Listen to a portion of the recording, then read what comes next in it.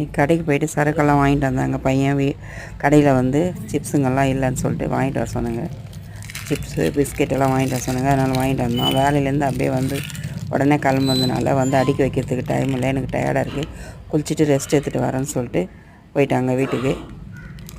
சரி அப்புறம் எடுத்து வச்சுக்கலான்னு சொல்லிட்டு விட்டுங்க. எனக்கு வந்து வீடியோ எந்த டைமில் போடுறதுன்னு தெரியலங்க.